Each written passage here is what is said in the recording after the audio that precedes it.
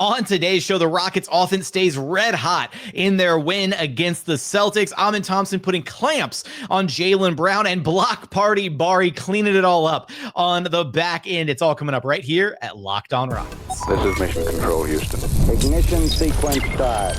6, 5, 4, 3, 2, 1.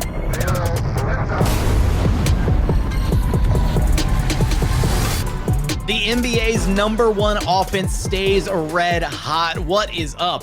And welcome to another edition of Locked On Rockets, your daily podcast home for everything Houston Rockets basketball. As always, I'm your host, Jackson Gatlin, native Houstonian and credentialed media member. I'm also the host of Locked On NBA Fridays. Be sure to follow along wherever you listen to your podcasts or on YouTube. Just search Locked On Rockets, where the best way you can help us grow our show is to listen every single day on a podcast platform of your choosing, and then like, comment, subscribe on YouTube. On today's show, we're going to be talking about the Rockets' 128-101 blowout win on the road in TD Garden against the Boston Celtics, where their offense continues to stay just red hot, tops in the association right now.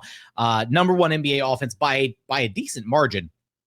We'll talk about just how the Rockets buried the Celtics under a barrage of three-pointers, the insane advances that they had at the free throw line, led by Kevin Durant's hyper efficiency, scoring the ball from the floor, as well as the impressive playmaking on display from Alperen Sengun and Amen Thompson, accounting for 17 of the Rockets' 30 assists in this game.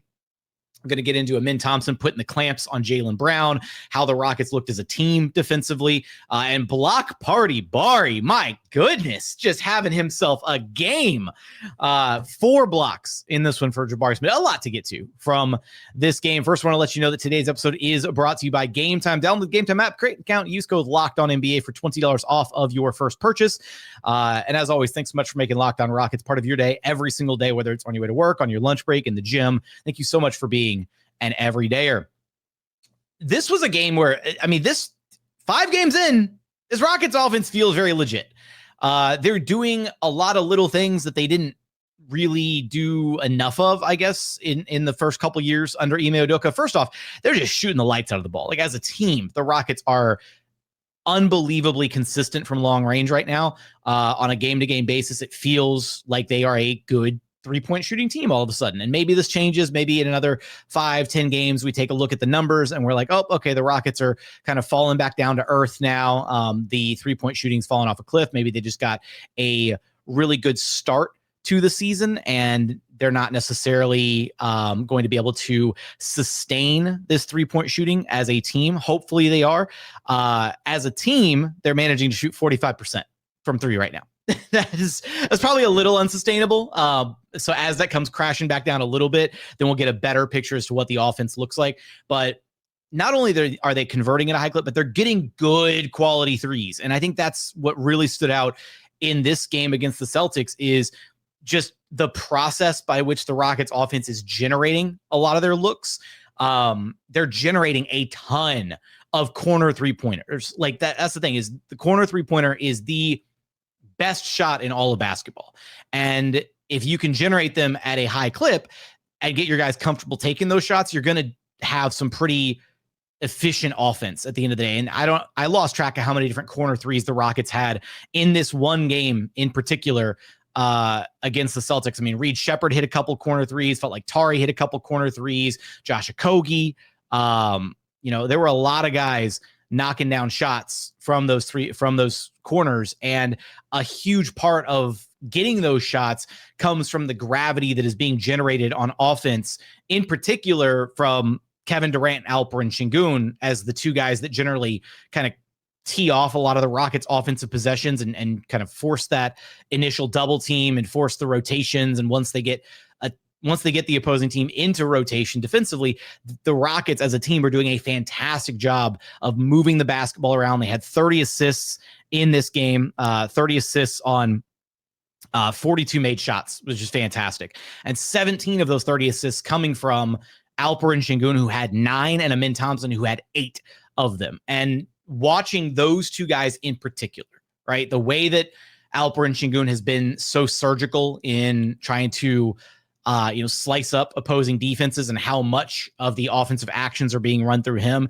and Amen Thompson as well, right? Because both of these guys can do it in a variety of ways, whether you put the ball in their hands to start a possession and let Alp, post up and get his back to the basket game going, or face up from the perimeter, or Amen Thompson getting him going downhill or in transition, or, getting him running pick and roll with a screener, which was better this game. I'll get to those numbers here in a second.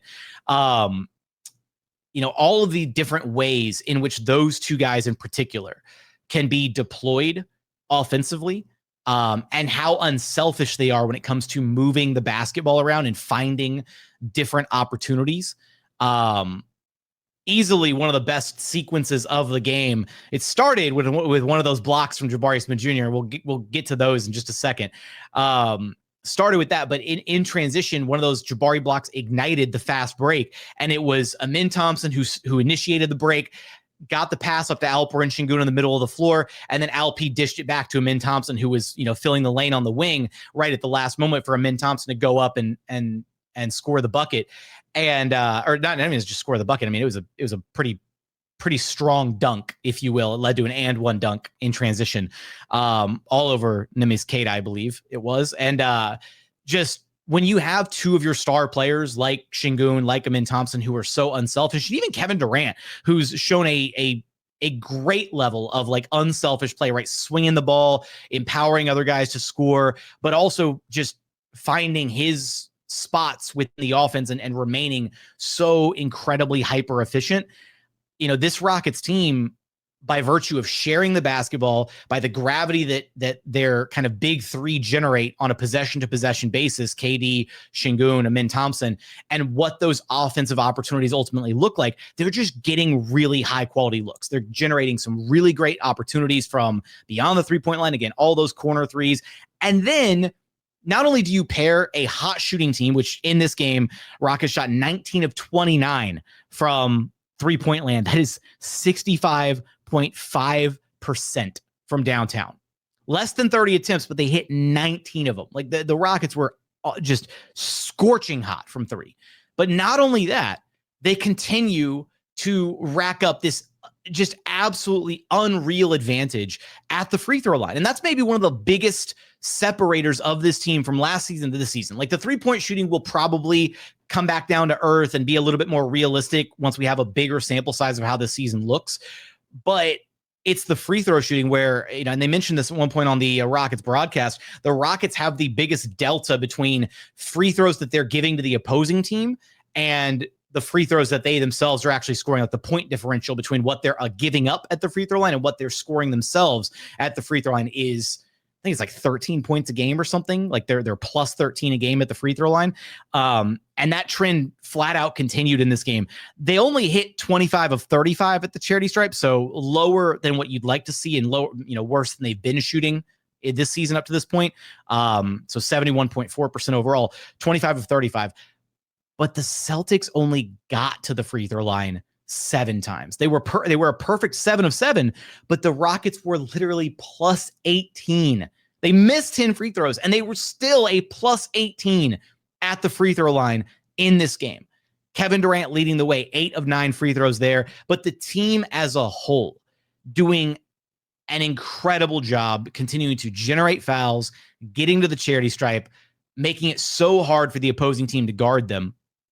And I guess not only have they been incredible about drawing fouls, right? And this team is big, they're strong, they're physical, they're getting other teams in foul trouble. Shout out to Steven Adams. That's certainly the Steven Adams effect, where he draws at least like 2-3 fouls a game just on box outs alone because other teams have no answer for them. There was one play, the final offensive possession at the end of the first half of this game, where Steven Adams was in the paint and was being tied up for like a solid 5-6 seconds before the Rockets finally put a shot up and the refs had to blow the whistle. But literally just getting bear hugged by I think it was Garza who was down there hugging him for like 6 straight seconds before Steve-O finally like broke free and the refs had to blow the whistle.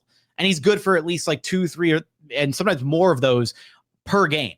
And the Rockets being so good at generating those fouls, Kevin Durant being such a foul magnet, drawing fouls at such an elite rate, going into his, kind of hyper efficient scoring. it does so much for this team to be able to have that massive advantage baked in at the free throw line, because even if they weren't shooting a scorching hot 65.5% from three in this game, they still would have had a massive advantage at the free throw line. And so when you start looking at this Rockets team and how they're winning these games, they're winning with flat out right now, their three-point shooting has been incredible, but they're winning with the three-point shooting. They're winning with free throws. They're winning in the rebounding battle, and their defense is now locking in big time. And that's something we're going to talk about a little bit later on in the show, is just how much better the defense is looking on a game-to-game basis, how good it looked in this game with the Rockets shutting down Jaylen Brown, with Jabari Smith Jr. on the back line. So much to get into from this one. We're going to get there in just one moment. First, today's episode is brought to you by Robinhood. Your ambition just met its match. With Robinhood, you play for the win, not just on game day, but every day. Locking in on every opening, beating your PR, beating it again. Channel that drive into your money. Robinhood puts you in control of your money. Trade stocks and ETFs, options, futures, and crypto all in one platform. You can now build and execute your own trades from a desktop with Robinhood Legends advanced tools, or take advantage of the new Robinhood strategies with a tailored portfolio managed by a team of experts. You expect more from yourself, expect more from your money. Get started today at Robinhood.com/yourmoney. Again, that's Robinhood.com/yourmoney. Your money, your move. Today's episode is also brought to you by Game Time. Basketball season is officially here, and nothing beats being in the arena for those opening games. But let's be real, getting tickets can be a total headache between waiting in queues and then surprise fees and prices that jump right before checkout. It can be really easy to get frustrated when all you want to do is cheer on your team. That's why Game Time comes in, the app that gives fans the advantage. It's your ultimate life hack for scoring amazing NBA tickets fast, easy, and stress-free. Game Time is the best ticket buying app on the market, and my favorite thing is they're fully transparent. When you go through the process, the little price you see in the corner of your screen, that's what you're going to pay at the end. They don't hit you at the hidden fees. They don't price gouge you at the last minute. So take the guesswork out of buying your NBA tickets with Game Time. Download the Game Time app, create an account, and use code LOCKEDONNBA for $20 off of your first purchase. Terms apply. Again, that's code LOCKEDONNBA, LOCKEDONNBA for $20 off. Swipe, tap, ticket, go. And continuing on here at Locked On Rockets, your daily podcast home for everything Houston Rockets basketball. All right, one thing that stood out, obviously, well, it stands out almost every game, is just how insanely hyper efficient KD is with almost all of his offense on the floor. Like, very few, I remember there was an interview or something that KD did in the past, and you're talking about like no wasted movement, right? No wasted dribbles. Like, he's not out there pounding the rock down for 5, 10, 15 seconds per possession. He gets to, he takes sometimes 2 dribbles max to get to the spot that he wants to be at on the floor, rises up, elevates, knocks it down. Simple, smooth, effortless. 26 points on 8 of 11 shooting in this game, 2 of 3 from downtown, 8 of 9 at the charity stripe. He had a few rebounds mixed in there. 4 rebounds, had an assist, had a couple steals, had a block in there. Only had to play 30 minutes in this game. And remember, this was the thing we talked about leading into the season was, okay, well, what are the Rockets going to look like, with KD, and how are they going to, keep him fresh? And I'll tell you what, one way to keep KD fresh is to just keep blowing teams out to where he doesn't have to play at the end of games. That's one super easy way to keep KD fresh and keep his minutes totals down. And ultimately, I really liked a few of the different ways that they're kind of getting Kevin in his spots, getting him the ball in the positions where he wants it in some of these games. One of my favorite plays, I think it was in the first half of this game, there was a Kevin Durant, Steven Adams like DHO, but instead of having it like way out beyond the 3-point line, they ran the DHO and Adams cut in, and he set his screen like just above the free throw line. So it's kind of like, just inside that top of the key area. And when Kevin comes running over to get the, for the DHO action, KD was able to get the ball. And because he was inside the 3-point line, the defenders had to be a lot more pressed up on him, knowing like, hey, like he might elevate or he might do, there's a lot more that could happen as opposed to some of those really high screen and rolls or high DHOs that are like, sometimes even 2 or 3 steps outside of the 3-point line, because then you're not in danger of like KD immediately like picking up the ball and like elevating for the shot right there off the screen. So I really like that that DHO happened further inside the arc, and Kevin just got the ball, read what the defense was doing. They were stuck on the Adams screen, took one dribble and immediately pulled up and popped the 2-pointer. Long two. And for KD, that's a layup, right? So liked that. And just really liked how aggressive he was at times when just getting the ball, getting the defender, on a post up. This Rockets team runs so many post up actions per game for guys, between Sengun and KD and Jabari. They're running a lot of offensive post up actions. But the other thing that really stood out outside of just KD and how hyper efficient he was, getting to his spots and scoring pretty much at will in this game, because they had no answer, right? No matter who they were throwing on KD, they didn't have the size, the length, the whatever to match up with him. And the Rockets, as a collective unit, did a good job of exposing that, like really scoring by committee here. All 5 starters in double figures. Reed Shepherd and Tari Eason both shooting the lights out of the ball, double figures off the Rockets bench. But identifying those mismatches, right? Identifying, okay, cool, you've got Peyton Pritchard is guarding Jabari on a switch. Like, let's get the ball to Jabari. Okay, KD's got a favorable mismatch. Let's get the ball to him. Okay, Sengun's got a smaller player on him. Let's get the ball to him. And as the Rockets continue to play against smaller teams that do not have the size to go up against them, they're going to continue to get all these advantageous mismatches. And as long as they're good about sharing the basketball and identifying those, then good things will come from it offensively. And what's funny is this is the number 1 offense in the NBA, and they still have so much to clean up. Because like the turnovers in particular in this game were not great. 18 turnovers as a team. The Celtics still a top 10 defense, maybe not after this game, but still a top 10 defense in the association. This is still a very hard team to score against. And yet the Rockets had 20 turnovers and gave up 23 points off of those 20 turnovers. Meanwhile, on the other end, they only forced 10 turnovers by the Celtics and only scored 9 points off those 10 turnovers.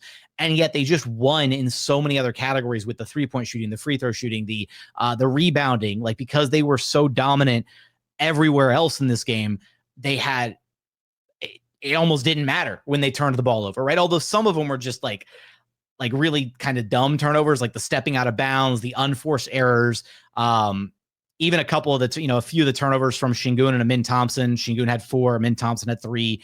Some of their turnovers were passes that, were maybe a little, trying to thread the needle a little too much, telegraphing some stuff in transition, those kinds of things. But by and large, for your 2 leading playmakers in Sengun and Amen Thompson, you live with 4 and 3 turnovers respectively from those guys for being able to put up 9 assists and 8 assists, which shout out to Alperen Sengun and I guess Ime Udoka for leaving Alpi in the game there in the 4th quarter before it officially became garbage time with all the third stringers.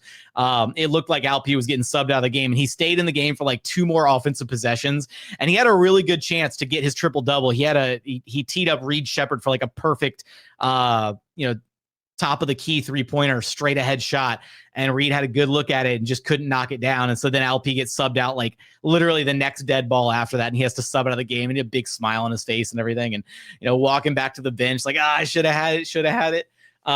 You love those moments, right? From letting Ime be, Ime being a player's coach, letting his guys chase after those triple doubles, those kinds of numbers. And remember that when we talked about it during his off-season interview in Turkish, how there was that point, last season where Amen Thompson stayed in the game to chase a triple double and then hurt his ankle. And Alpi was giving Amen crap about it because he was saying, you ruined it for everybody. Now nobody's going to get to stay in the game to chase their stats. And so Ime gave Alpi a chance, but did not run him into the ground in garbage time. It's always funny, those kind of throwback moments or whatever you think about. Also, it's just great seeing like the vibes be at 100 on the floor. Like these guys are just out there. They're smiling, they're laughing, they're having fun. They're playing very free basketball right now, which is always exciting to watch.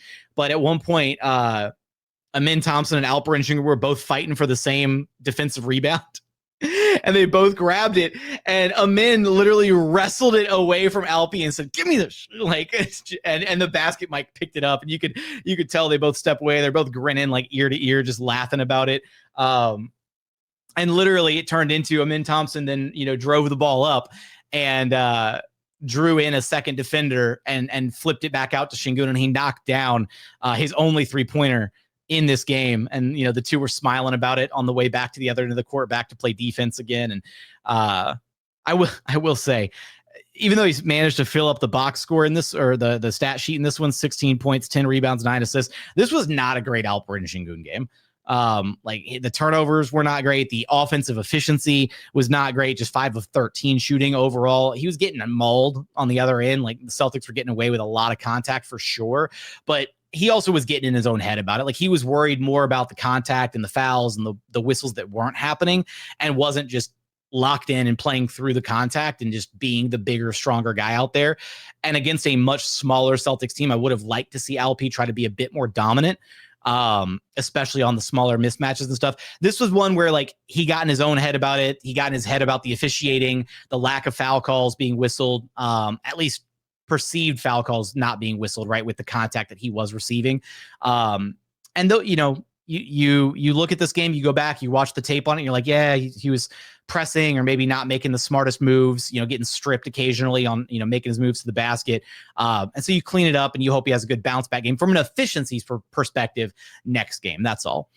Coming up, do you want to talk about the defensive side of the basketball? Some adjustments this Rockets team continues to make, plus Amen Thompson putting the clamps on Jaylen Brown, and block party Bari denying everything, especially Jordan Walsh at the rim. We're going to get there in just one moment. First, today's episode is brought to you by Rouette. Let's be real. Making excuses doesn't solve anything. You've heard them all before, right? It's just stress. I'm tired. It happens to everyone sometimes. But when it comes to performance, sometimes your body just needs a little extra support, and that's where Rouette comes in. Rouette.com offers fast-acting, doctor-prescribed treatments for ED designed to help you stop making excuses and start making moves. Rouette makes it easy to get started. You just connect with a board-certified doctor, 100% online, no awkward waiting rooms, no in-person appointments. If prescribed, your treatment ships discreetly straight to your doorstep. The process is fast, simple, and private, and it's all handled by real doctors. Visit Rouette.com. That's RUGIET.com/LockedOnNBA to get 15% off your first order. That's Rouette.com/LockedOnNBA. And don't forget to use our code LockedOnNBA so that they know that we sent you. Rouette, stop making excuses and start making moves. And final segment here at Locked On Rockets, your daily podcast, home for everything Houston Rockets basketball. One more little note on the offense before I switch gears completely, go to the defensive side of things. I want to highlight here that the Rockets have been struggling in their pick and roll offense, right? That's what losing Fred VanVleet will do to you, unfortunately. They have been 27th in the NBA in pick and roll ball handler frequency, with just 12% so far of their actions coming into pick and roll, and only scoring 0.58 points per possession on those actions. Miserable. This is dead last in the NBA in pick and roll efficiency. Against the Celtics, though, they upped it to about 20% of their possessions coming by pick and roll, and they scored 1.23 points per possession on those pick and roll opportunities. And those were, those came from pick and rolls with Amen Thompson as the ball handler, some of them with Kevin Durant as the ball handler, some pick and roll actions with Alperen Sengun or Reed Shepherd. Even Josh Okogie. There was a pick and roll between Josh Okogie, Steven Adams. And I was like, what is happening? Just everybody's running pick and roll. And so seeing, different guys getting some different opportunities, some different looks in the pick and roll is exciting. And knowing that the Rockets can try to, maybe it won't look as traditional as just like a point guard, walking it up the floor every play and, spamming high pick and roll like they did with Fred VanVleet and Alperen Sengun, but getting everybody some of those touches, letting other guys kind of settle in and, kind of expecting everybody to do a little bit more offensively at times, in a way makes the Rockets offense even more unpredictable because you don't know where it's going to come from. It's not just a Fred VanVleet pick and roll spam with Sengun or Adams or whoever. They run a lot. They're running a lot of different actions with a lot of different guys with the ball in their hands. And because they're being so unselfish as a team, they're doing a really good job sharing the basketball outside of those initial actions, whether it starts with the ball in Alpe's hands or Amen's hands or KD's hands or Josh Okogie's hands, whoever, right? So that's really exciting stuff to see there offensively. I will say, just shout out Josh Okogie and his shooting, and just his overall entire offensive game, because the defense we know is awesome. The defense is great, and Josh Okogie was certainly a big part of limiting Peyton Pritchard and Jaylen Brown in this game. Peyton Pritchard just 10 shots, 14 points, and then Jaylen Brown 14 attempts and only 12 points in this game. And then Derek White too, only 2 for 11 in this one. Just, that the Celtics kind of big offensive three in their starting lineup between White, Brown, and Pritchard. Rockets did a fantastic job limiting those three to some pretty pedestrian numbers at the end of the day. Like JB was averaging like 27 a game coming into this one. And Okogie was a big part of that, but in particular, Amen Thompson, his defense on Jaylen Brown was superb this game.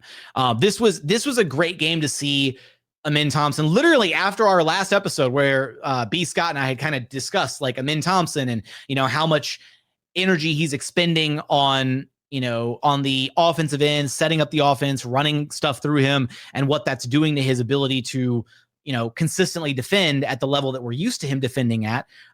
It was great to have a game where it felt like defense was his priority in this game, not so much the offensive side. And he was still great offensively too, is the thing. Like he still put up a really impressive stat line on offense, 17 points, 9 rebounds, 8 assists. He was flirting with a triple-double just like Alperen Sengun was. Finally knocked down his first 3 of the season. It was great to see, but he was locked in defensively. It really did a great job staying disciplined on Jaylen Brown, not biting on the pump fakes and stuff on his drives. Again, the Rockets only put the Celtics on the free throw line 7 times. And that's one thing they even commented on this during the broadcast, but the Rockets it's felt like they've done a much better job, even though they have a few here and there, some silly, fouls on 3-point shooters and things of that nature. But the Rockets, I feel like, have done a much better job this season of defending without fouling, staying disciplined, not gambling, not being overly aggressive, despite being a big physical team, and just relying on sound defensive principles, relying on their length, proper closeouts, not biting on some of the craft, the technique, the fakes and whatnot. And that's where Amen Thompson, I thought, really shined in this matchup against Jaylen Brown, doing a great job staying on his feet, not biting, not jumping, basically walling off JB and forcing him to go to his left hand, because it's like the worst kept secret in the entire NBA that Jaylen Brown cannot drive left. And the Rockets literally, like, every time somebody was guarding Jaylen Brown, they would just point to the left side. They're like, I'm shading him this way. We're forcing him this way. They did a great on all but like one drive. I think the Rockets did a fantastic job of basically forcing Jaylen Brown to drive left every single time this game. And you could tell it bothered him. It took him out of his rhythm. And he just never got going.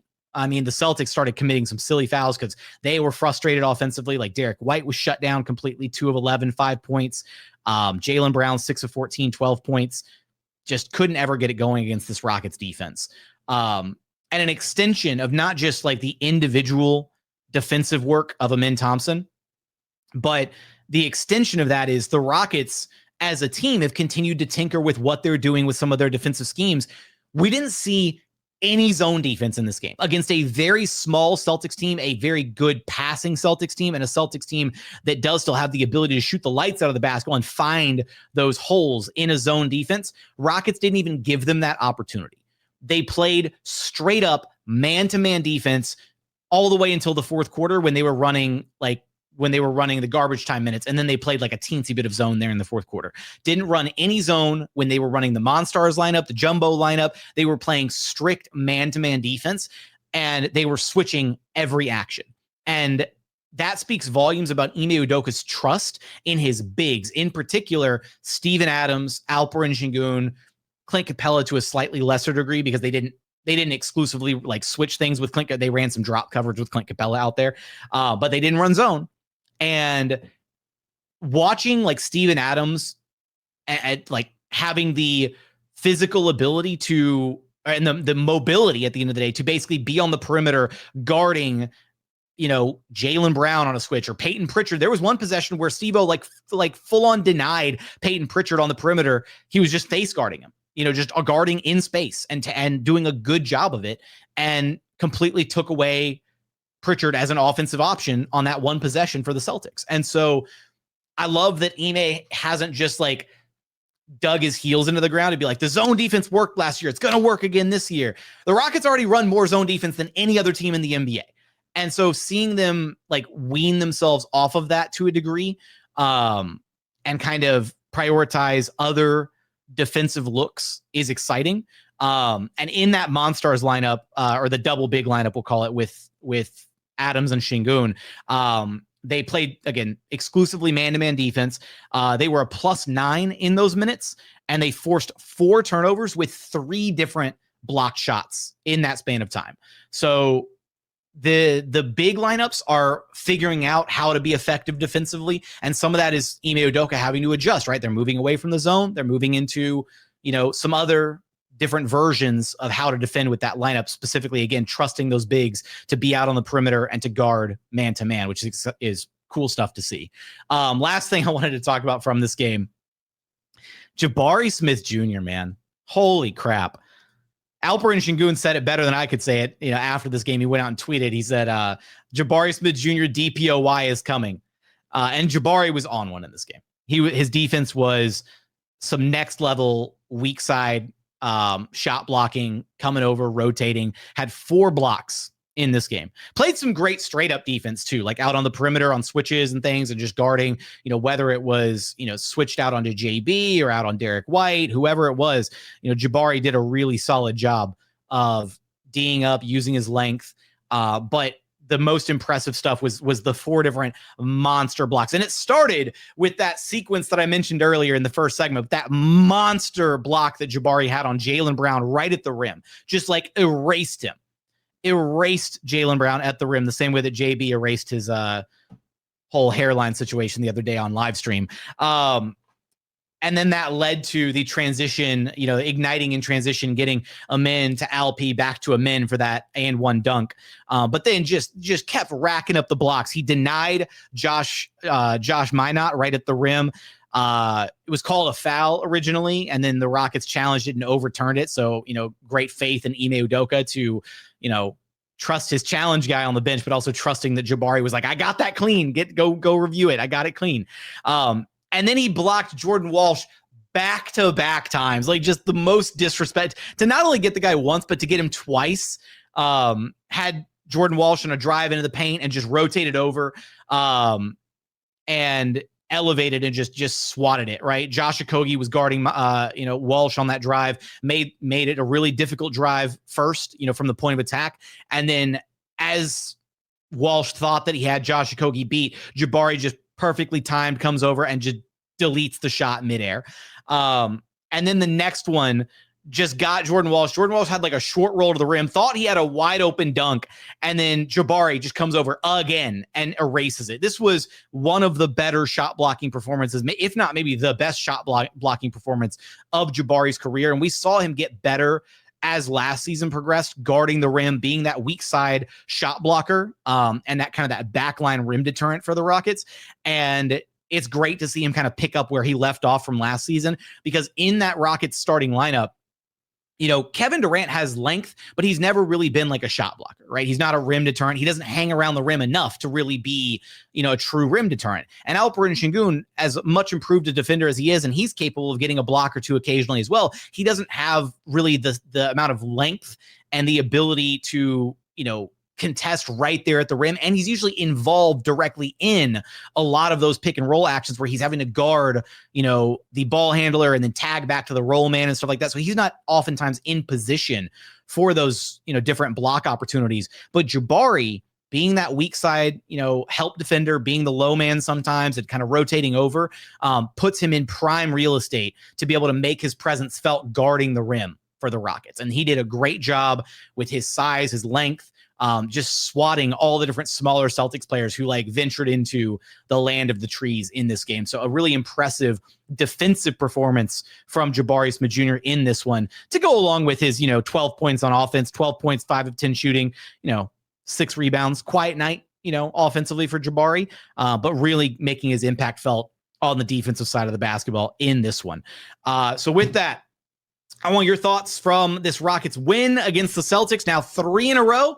They're bringing it back home Monday night against the very injury-riddled Dallas Mavericks. So that's always a fun in-state rivalry between the Rockets and Mavs, so it should be a good game. But give me your thoughts on this Rockets win against the Celtics. Give me your thoughts on where the offense is at, number one in the NBA so far through 5 games. What do you like about the differences in the offense from last season to this season?